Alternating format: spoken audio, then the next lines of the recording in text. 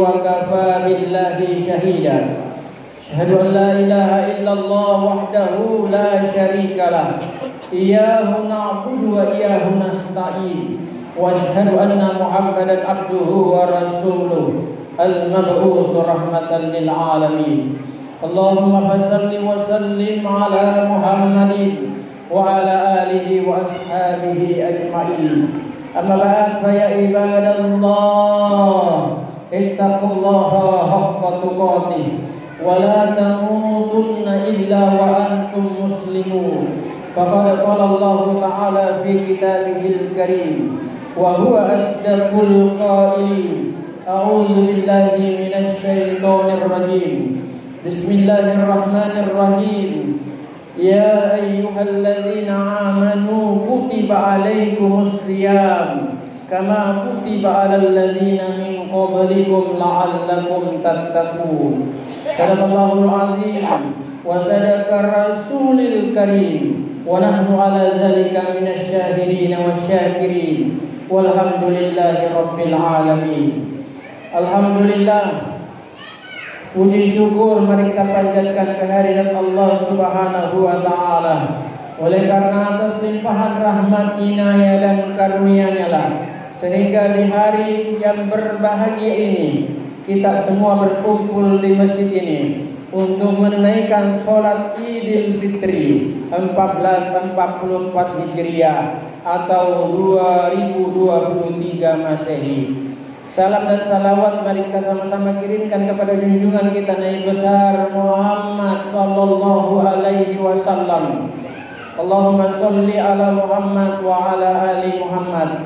Nabi yang diutus oleh Allah Subhanahu wa taala di permukaan bumi ini sebagai rahmatan lil alamin, sekaligus sebagai suri tauladan bagi kita semua. Bapak Ibu jamaah Id yang dimuliakan oleh Allah Subhanahu wa taala.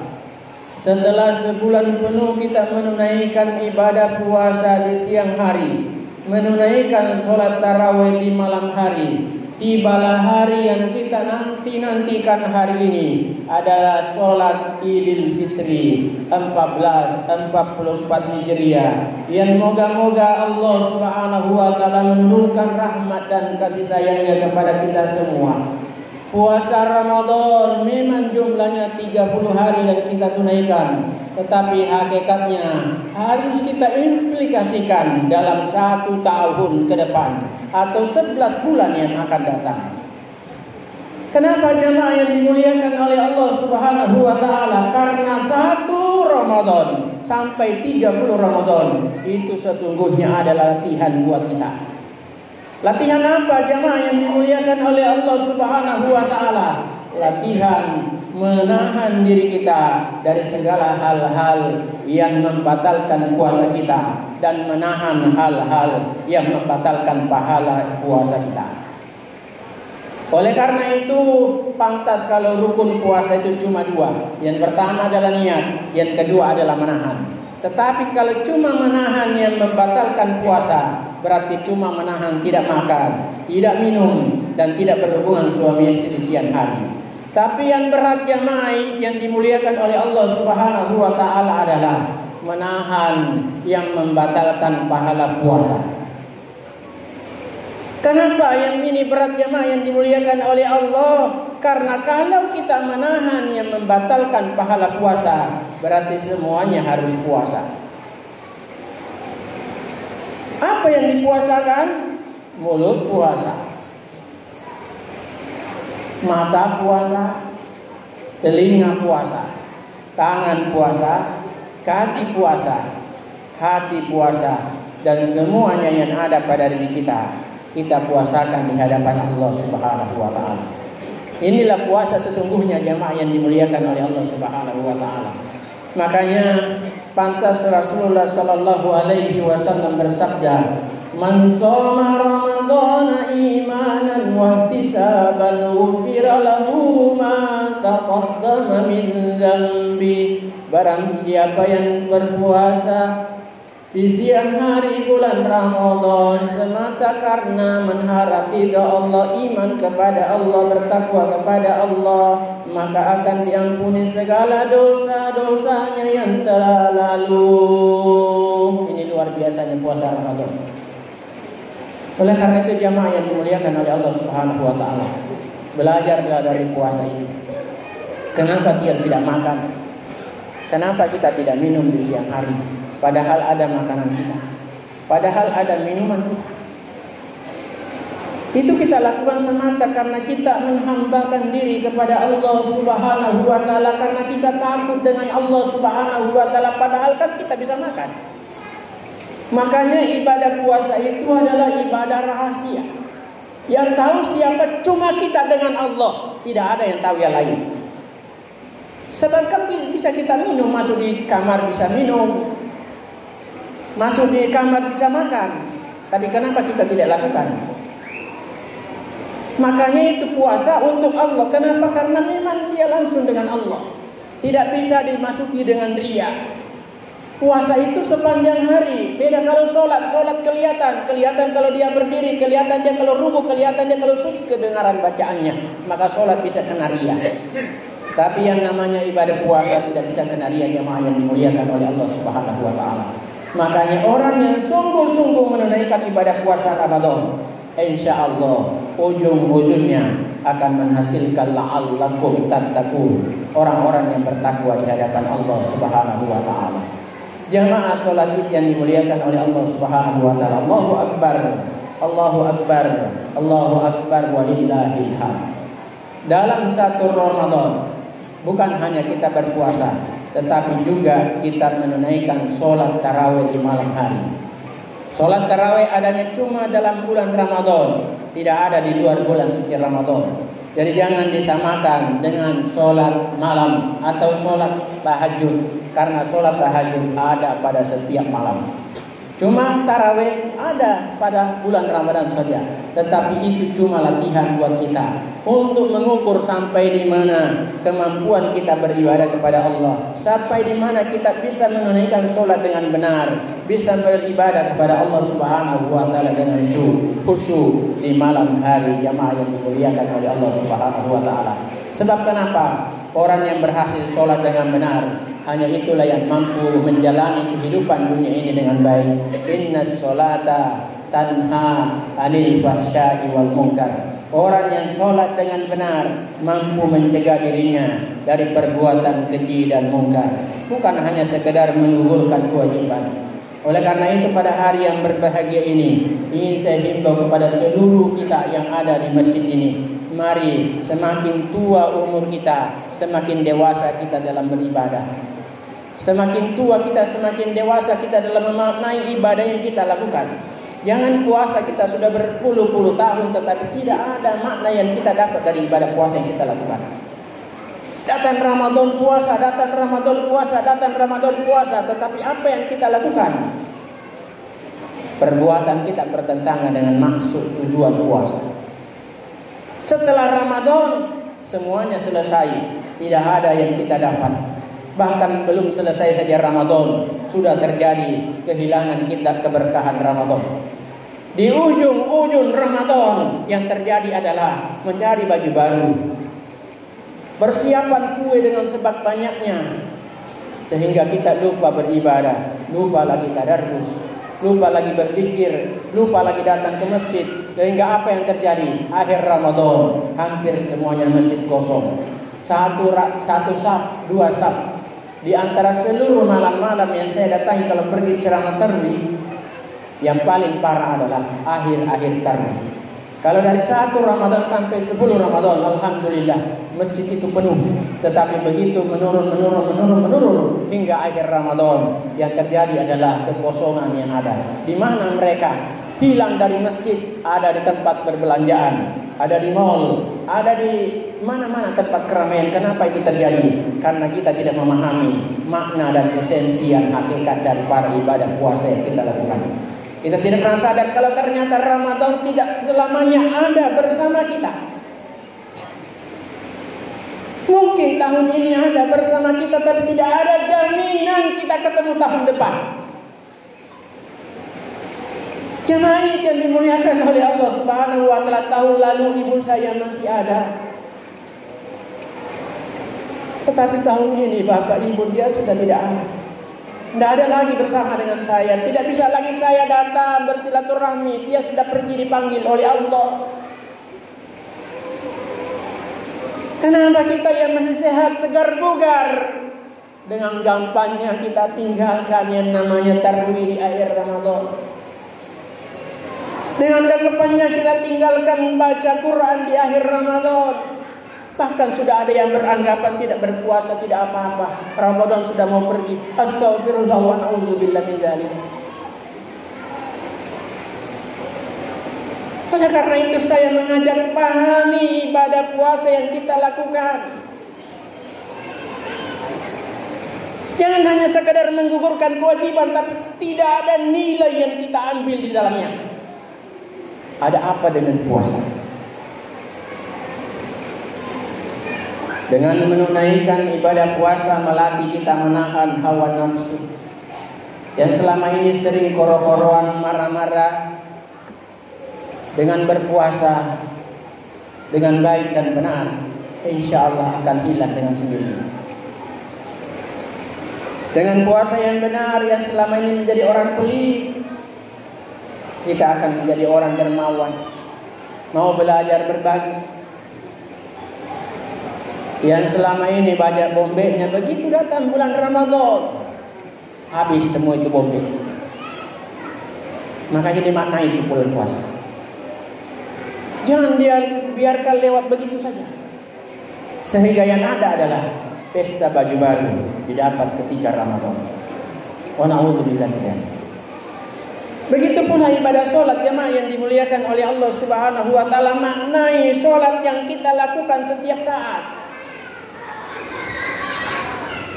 Jangan subuh datang solat subuh, duhur datang solat duhur, asar datang solat asar, maghrib datang solat maghrib, isya datang solat isya, tapi tidak ada satupun makna yang kita ambil dari solat yang kita lakukan. Solat yang kita lakukan tidak berpengaruh dalam kehidupan kita. Buat apa kita berdiri, buat apa kita ruku, buat apa kita sujud, buat apa kita berdoa kepada Allah Subhanahu wa taala, buat apa kita salam kanan, salam kiri, kalau toh ternyata tidak ada pengaruhnya, wujud yang nyata dalam kehidupan keseharian kita. Contoh kecil, ketika kita baca Maliki Yaumiddin, berapa kali kita baca Maliki Yaumiddin Bapak Ibu jamaah yang dimuliakan oleh Allah? Subuh kita baca 2 kali Maliki Yaumiddin yang menguasai hari pembalasan. Nanti ada namanya hari pembalasan. Kenapa kita tidak takut dibalas? Kenapa kita berani berdosa? Kenapa kita berani berbohong? Kenapa kita berani berzina? Kenapa kita berani melakukan hal-hal yang dilarang oleh Allah Subhanahu wa taala? Padahal setiap kita sholat kita baca Maliki Yaumiddin. Malik itu raja, yaumi itu hari, din itu pembalasan. Malik yaumiddin, nanti suatu saat ada raja yaitu Allah yang membalas segala apa yang kita lakukan. Tidak ada yang tidak dibalas Bapak Ibu jamaah yang dimuliakan oleh Allah Subhanahu wa taala. Oleh karena itu sekali lagi pahami ibadah yang kita lakukan. Jangan rutinitas gugur tapi tidak ada hasilnya. Sehingga semakin tua, sholat dari umur 7 tahun hingga sampai 70 tahun tidak ada bedanya. Tetap saja sama. Karena kita tidak memahami apa yang kita baca. Kita tidak memahami apa yang kita lakukan. Kita tidak memahami kenapa saya melakukan hal-hal seperti ini. Semata ibadah kepada Allah Subhanahu wa taala. Jamaah yang dimuliakan oleh Allah Subhanahu wa taala, betapa bulan Ramadan datang merubah seluruhnya dalam sekejap. Bukan main jamaah yang dimuliakan oleh Allah Subhanahu wa taala. Yang tadinya tidak pernah kelihatan di masjid, datang Ramadan datang ke masjid. Yang tadinya tidak pernah baca Quran, begitu datang Ramadan rajin baca Quran. Yang tadinya tidak pernah kita jabat tangan, begitu datang Ramadan kita jabat tangan. Yang tadinya pelit luar biasa, begitu datang Ramadan luar biasa. Dia menjadi orang-orang yang dermawan. Tetapi saya mohon jamaah yang dimuliakan oleh Allah, jangan itu hanya sekedar dilakukan di bulan Ramadan, tapi cobalah lakukan setelah selesai Ramadan sampai 11 bulan yang akan datang. Jangan Al-Quran disimpang lagi. Ketika Ramadan kita lomba khatam, tetapi selesai Ramadan Al-Quran ditaruh di lemari lagi. Itu bukan datangnya Ramadan membawa keberkahan, tetapi boleh jadi kita hanya menganggap Ramadan tamu, dan begitu tamu itu pergi, tidak ada keberkahan yang disimpang oleh tamu itu. Tetapi ambillah Ramadan sebagai hidayah yang datang kepada kita, yang siap merubah seluruh perilaku kita, terutama dari tutur kata kita, dari perilaku kita, dari aktivitas keseharian kita, sehingga apa yang terjadi, semakin hari kita semakin tercipta kerukunan kehidupan, baik itu di antara sesama tetangga, kerabat, atasan, bawahan, semuanya insya Allah kita senantiasa mampu melakukan silaturahmi dengan baik, dengan tidak membau atau tidak melecehkan hal-hal lain, terutama tetap menghargai kaum-kaum yang berbeda dengan kita. Jangan dengan ibadah puasa datang kita berselisih. Kenapa ada yang lebaran hari Jumat? Kenapa ada yang lebaran hari Sabtu? Itu bukan persoalan buat kita. Kita adalah yang penting bagaimana caranya menjalankan ibadah itu dengan baik. Allahu Akbar, Allahu Akbar, Allahu Akbar, walillahil hamd. Jemaah yang dimuliakan oleh Allah Subhanahu wa taala. Mari di akhir Ramadan ini setelah Ramadan mari kita melepaskan seluruh dosa-dosa kita lewat saling bermaafan, saling meminta maaf, saling meminta ridho di antara sesama kita. Sebentar, jangan dulu ada pulang, sebelum jabat-jabat tangan, sebelum kita saling memaafkan, supaya apa? Kita ini bersih di hadapan Allah Subhanahu wa taala. Setelah kita membayar zakat, harta kita bersih, tapi juga setelah kita berjabat tangan, diri kita bersih dari dosa kepada sesama. Ingat jemaah yang dimuliakan oleh Allah, dosa kepada Allah bisa dilunturkan dengan istighfar, tapi dosa kepada sesama tidak bisa dengan istighfar. Harus dengan jabat tangan, harus dengan dimaafkan, harus dengan memberi maaf. Wal afina 'anil nas. Maka sebaik-baik manusia di antara kita adalah yang suka memberi maaf, tidak balas dendam, tidak suka mencari musuh, tetapi dialah yang senantiasa melapangkan hatinya, membuka maaf seluas-luasnya kepada saudara-saudaranya dimanapun dia berada, bagaimanapun kondisinya. Jangan kita selalu tinggi hati. Buat apa saya minta maaf? Buat apa saya memberi maaf? Padahal seorang muslim yang sejati adalah orang yang senantiasa mau memberi maaf dan mau meminta maaf kepada sesamanya. Mudah-mudahan kita semua tetap dipertemukan dengan Ramadan yang akan datang, dan kita semua disehatkan oleh Allah Subhanahu wa taala, dijauhkan dari segala bala dan bencana. Insyaallah keluarga kita sehat-sehat, keluarga kita senantiasa rukun dan damai, keluarga kita dalam keadaan mawaddah warahmah. Dan nanti menjelang pemilu tahun 2024, jangan kita terlalu banyak berselisih. Mari kita belajar bersatu, karena Allah itu cuma satu.